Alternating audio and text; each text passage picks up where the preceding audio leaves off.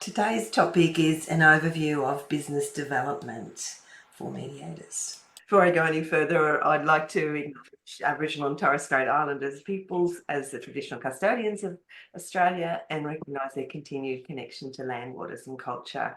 Pay respects to elders past, present and to emerging leaders. And I'm today on the lands of the Gunai Kurnai people in Gippsland in Victoria. For anyone that doesn't know me, I'm Joanne Law. I'm the Director of Mediation Institute. We've been in business for 10 years now. We're on our 11th year, and I've got a history of business and business development before joining Mediation Institute. I'm wanting to share a little bit of my experience in that area, but also I'd really like to make use of the group that we've got here. Please feel free to join in the conversation. If you'd like to use the chat to introduce yourself to everyone else that's here, and if you've got a website for your practice and there's other things that you want to share through the session, please do make use of this opportunity. We'll see how we go with time. We might use some breakout rooms, or we may just stay as a group. So we'll see how we go.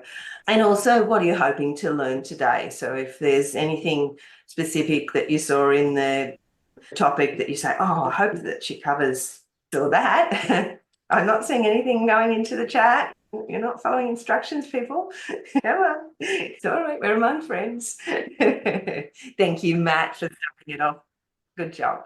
So look, what I've thought I would cover is business. What is business development? Goals and plans for a business, how it all fits together, strategies. One of the big problems I see with mediators, particularly new mediators, is that fear of am I good enough? And can I do this? That gap between passing your whatever qualifications you've had to do, and then getting out there and saying, hey, I can mediate for you. So we'll talk a little bit about that. And then we'll have a look at areas to focus on for your specific practices and businesses. So what's business development? It's really I see it as the processes and strategies used to grow and expand your market presence and revenue from an organisation. So whether you're a sole practitioner, you've got an ABN because you had to get one for your insurance, and you don't see yourself as a business. If you're working independently, you have a business. And so really is important to be thinking about it in that regard. And one of the things I noticed with mediators, most people coming to mediation are not straight out of school. So you've had other careers.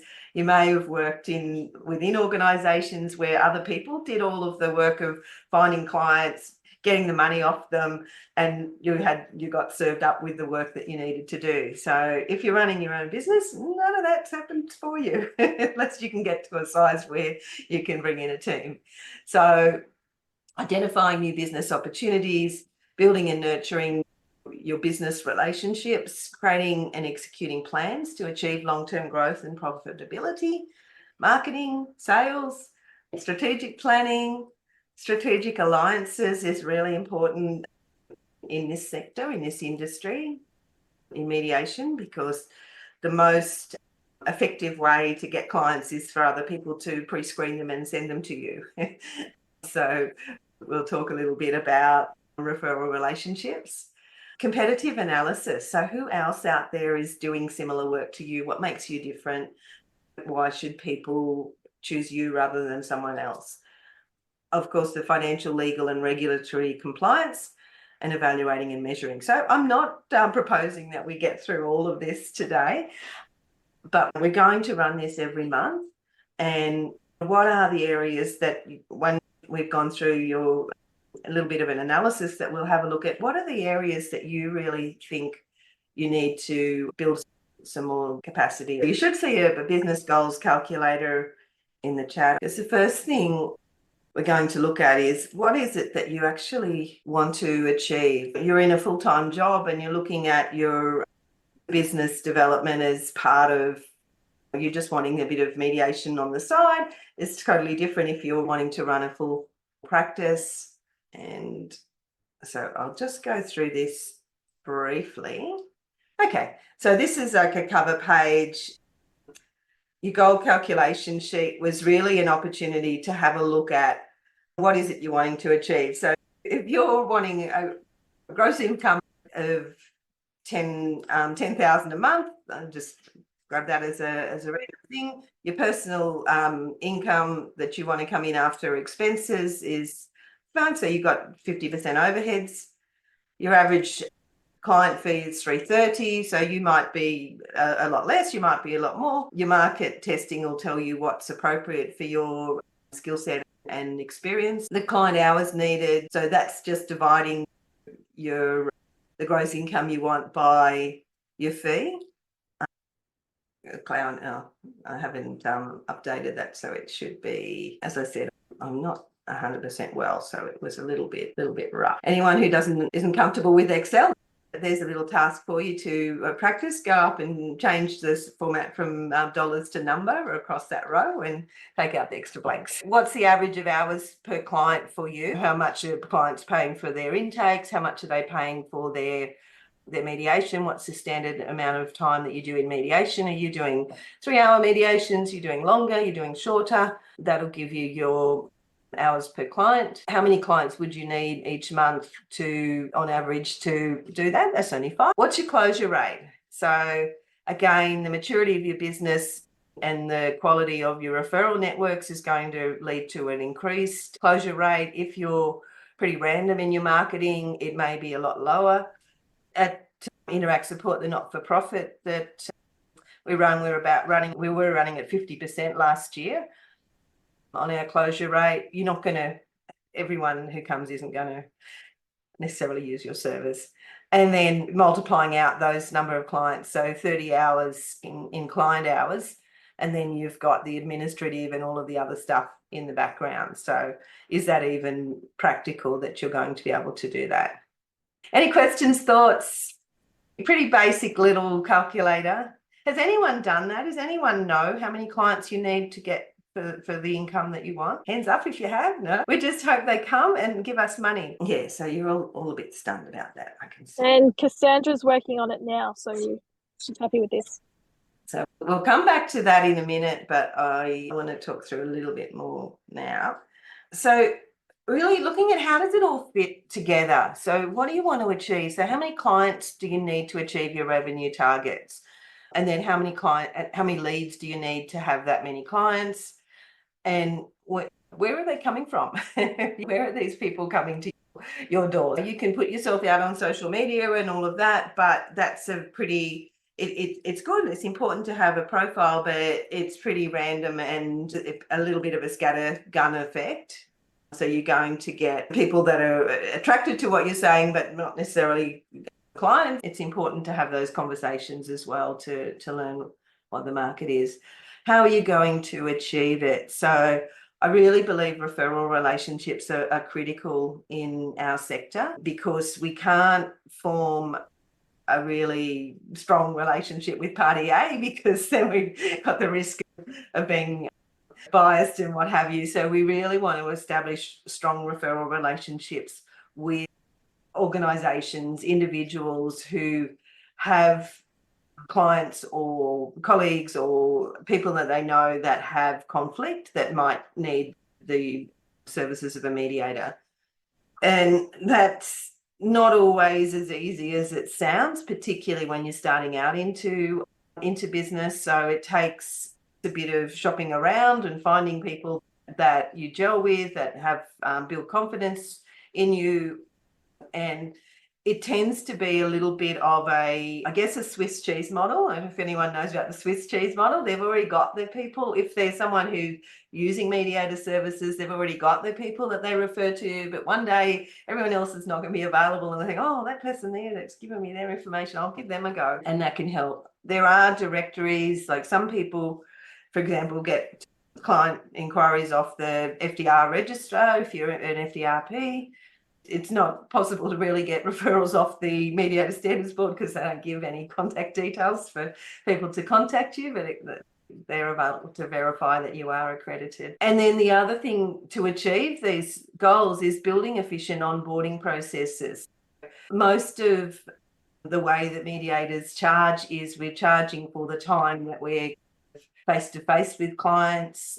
Some may charge a bit of administrative, but it's not that common. So you've got to think about all of that time to get people to meetings, get information. All of that is generally unpaid time, unless you've managed to find a way to leverage that.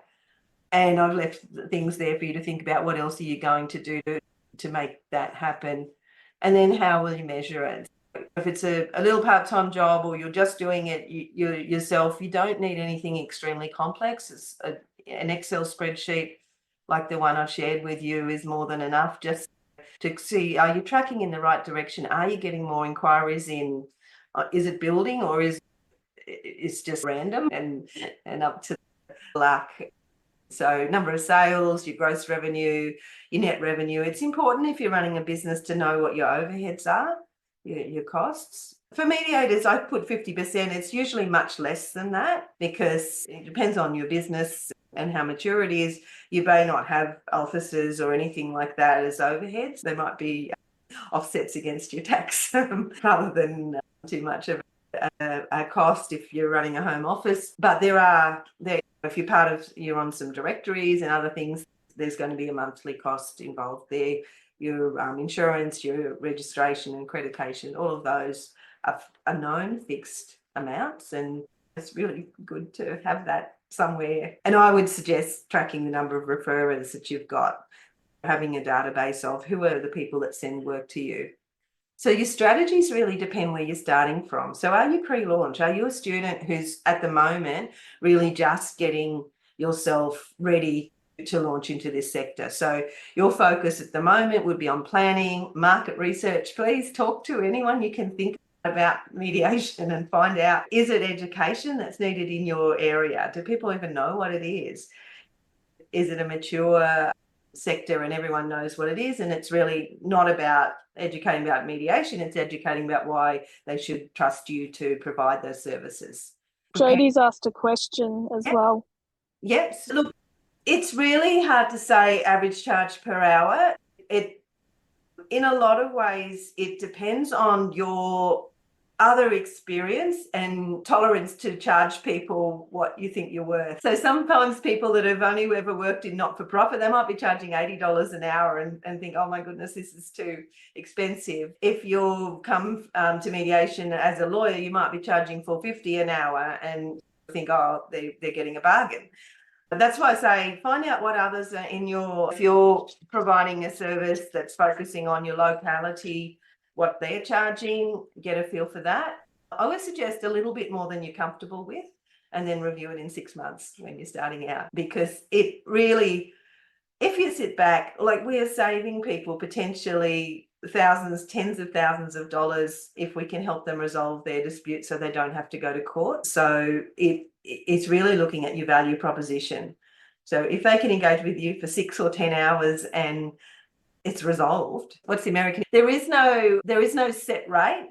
You can do some mystery shopping. That's always useful to see how, particularly when you're at that pre-launch, and mystery shop some other mediators, see what they do, how they do it. We can't do anti-competitive behaviour.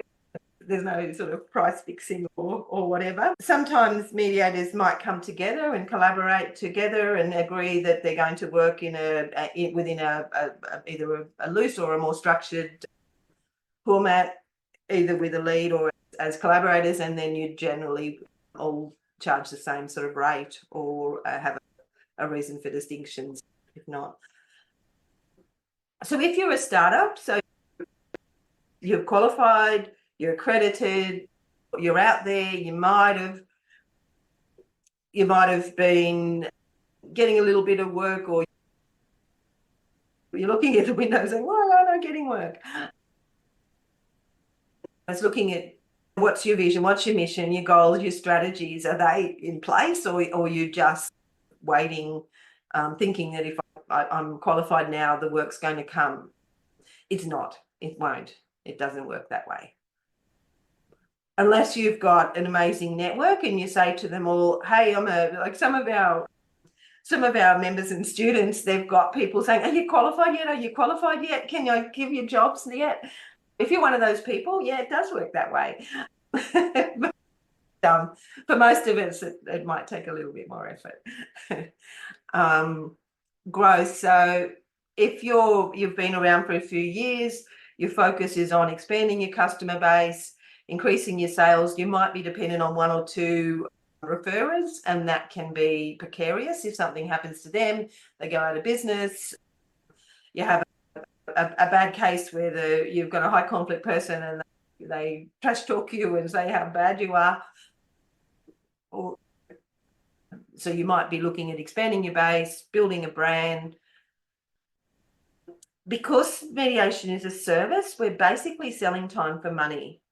If you're doing all the work, you're limited by the number of hours that you've got available to provide mediation. So once your business is getting more established, starting to look at how can you leverage that? Can you add services such as group work or training or other things that people might pay for that's not a direct time for money? Can you bring in employees? So if you've got to that stage, you've got a functioning business, contract in some other mediators. So they're not getting the hourly rate, but that they would if they're in just straight out in a business, they might be only getting $100 an hour or a couple of $100 an hour, and you're getting the rest. But it means that they don't have to do all this marketing and sales and all of that. So there's always mediators who are open to getting the work given to them. And that's an option once you've got a pipeline. So decline is a natural cycle in business, and that might be, we've had a perfect example of that with COVID. So some of the mediators that had offices, so they had a lot of overhead, they were pretty exposed when COVID happened. They were slow to respond and thought, oh, I can't do online, I don't want to do online or whatever, it's just be over in 6 months. Some of them have gone out of the business altogether, so they declined into the death of their business. And then others did a turnaround or a renewal, so they realised, oh, I need to change the way I'm working. I don't actually need to be paying 365 days a year to have a public office, and they've made changes. I guess for those of you on the call and those watching this, where are you? Are you at 1 or 3? I can see some of you are in the 3 stage. Hopefully, some might be startup, some are pre-launch, some.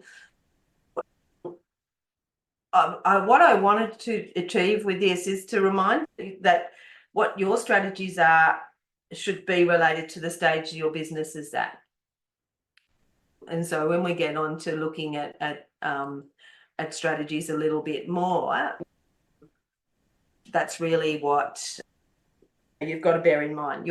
If you're just starting out or you haven't even finished training, lots of planning, thinking and all of that preceding. You don't have to wait for that, but it's going to be different if you haven't got any runs on the board. Am I good enough? Really common thing. So what are some of the strategies? The common strategies I see: find a mentor or a supervisor, so someone that can help you when you're feeling doubt.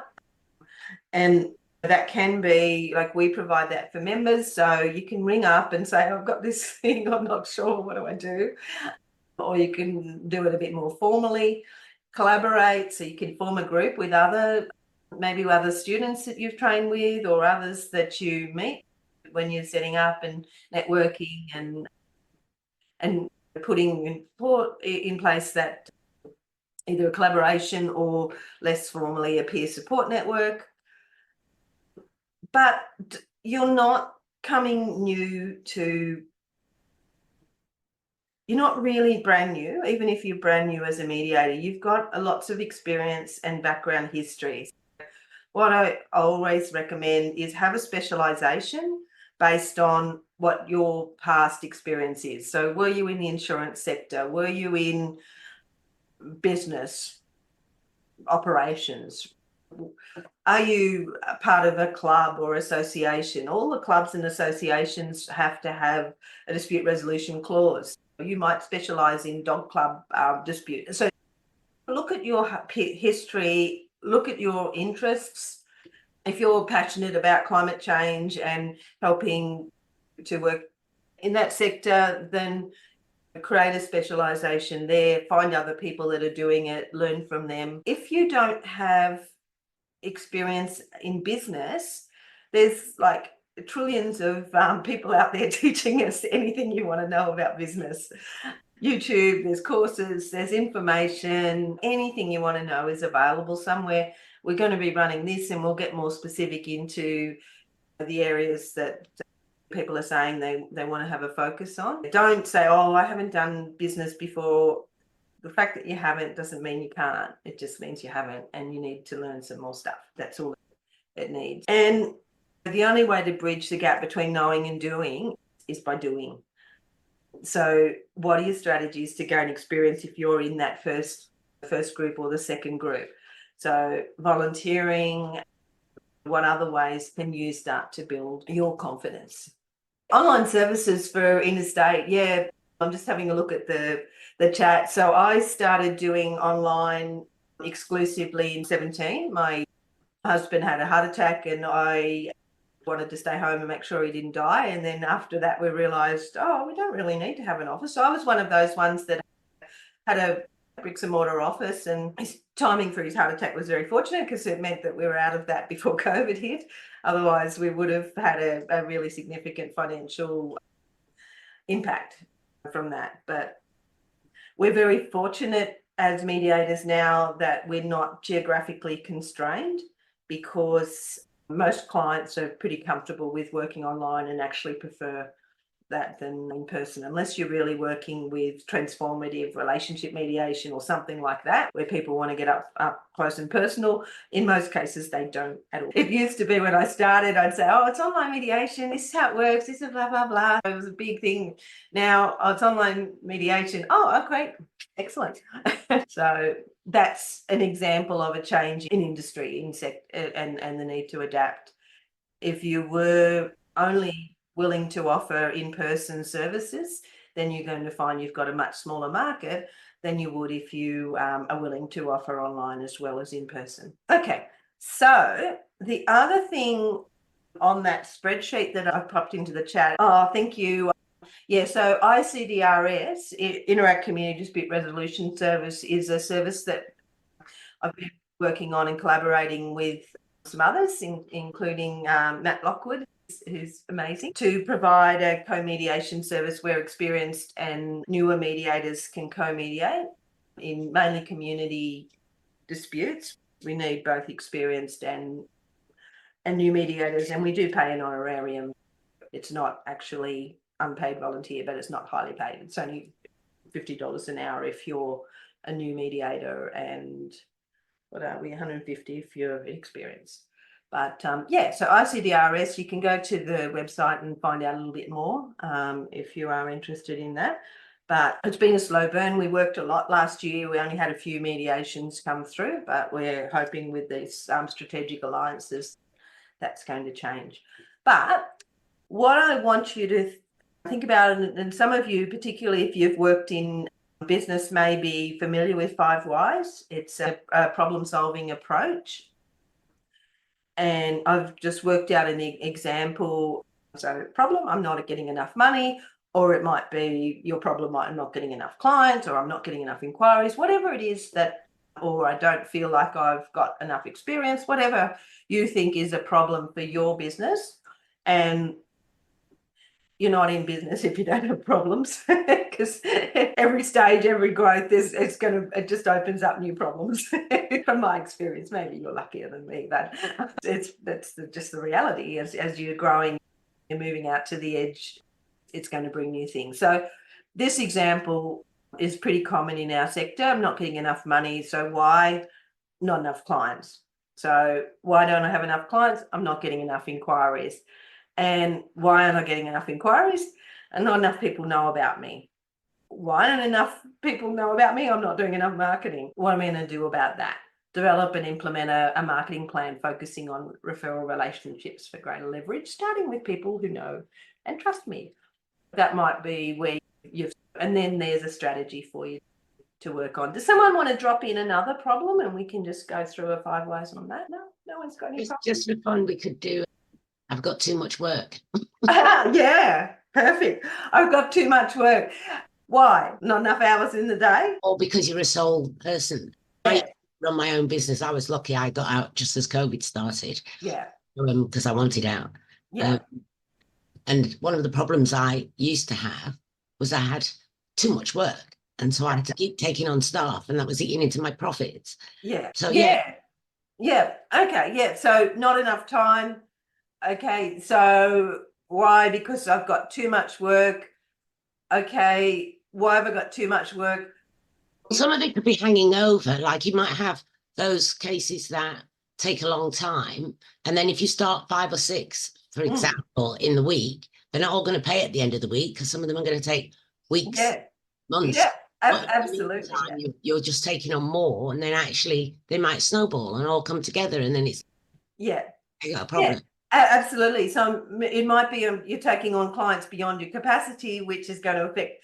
And why is that? Because I'm scared I won't have enough work. And so you might come to the conclusion, I need to get a network of other mediators that I send out excess work to and create a collaboration. You get a percentage of it, or it might be, as you said, take on more staff, but taking on staff when there's fluctuating amounts of work.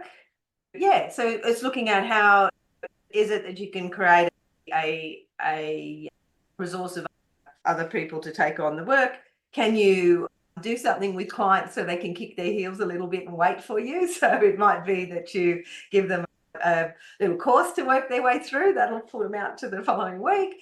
Do you have to maybe I can manage client expectations? So there's a number of different ways that you could look at that. So that's where you can start brainstorming and talk to your network about what are you other guys doing when there's too much coming in at once. How do you not burn the referrers? Because that's the big fear, that if you're saying no to people, then they say, oh, Yvonne's not reliable. And then they don't come back. But I suppose you could do something like have other mediators that subcontract, so that you don't have to keep them on your books all the time, but if you need them. Yeah, exactly. And so you're getting, if you're subcontracting, they're not going to get the full fee because you've acquired the client. Generally 10% of generally in a budget, you'd put 10% of your revenue for marketing, maybe another 10% for overheads, maybe another 10% for the mucking around, and you might give them much less than that. But it's really, that's an easy way, particularly if you can build quality relationships that the people are the ones you can rely on. Has anyone else got an idea about that problem of too much? Joanne, that's how I used to run the legal practice. I'd had subcontract to lawyers. It's a bit different in the law area because there's all of that sort of liability that it's all got to come under, and the insurance and all the rest of it. But it's a really good way to run a practice when you're in that transition stage from having too much for one person but not enough for 2 people. Yeah. And also, Yvonne, maybe you need to review your fees that you're charging, because if you're one of Joanne's $80 an hour. No, it was in a completely different field. Now I'm sorry. No, I used to have a steel fabrication factory. Yeah. All over Queensland, you'll see my work. I built schools and all sorts. And those kind of jobs take a while if you're building a school. Yeah. But I don't want to turn down the next job and all my small jobs from all my regular clients, my regular builders. Yeah. And so eventually I ended up with a team of 20 guys, and my payroll was just killing me to get rid of them. So I was glad when COVID came. Yeah, absolutely. Yeah, subbing out the work for those small jobs particularly is a viable option, because for another fabricator to get work and money that they haven't had to chase and it just comes in, that can be. Yeah, but they steal your clients, those people. Send your client to them. It's different. I used to do, I'd take the work and then I'd sub it out and then I'd get it back and then I'd charge them. Yeah. you say, oh, I can't fit you in today, can you go down the road? Or if you send them down the road, Oh yeah, you never see them again. it's always safer to keep it in-house and you manage the relationship, but then that takes time as well. But yeah, these are all real problems and issues that you can come up with. Is your price right? That's probably the first thing to have a look at, particularly when we're talking in the service sector, because the majority of people will pay the higher rate, but it may, one, you don't need as many clients if you're getting paid more per client, and it kind of filters out some of the bargain hunters who can be your biggest time sinks. Also, it may be looking at your client mix. There may be some work that's taking a lot of your time that you think it really isn't ideal for me, and you actually want them to go somewhere else. I don't know if anyone's had an experience like that they've had to review your product offering to get better quality, better targeted clients. Once you get into that growth stage, it's really important to keep reviewing and looking at, am I doing the right work with the right people? Sometimes people are straddling work hours because you might be just working after hours and weekends because you can't afford to jump out of your day job.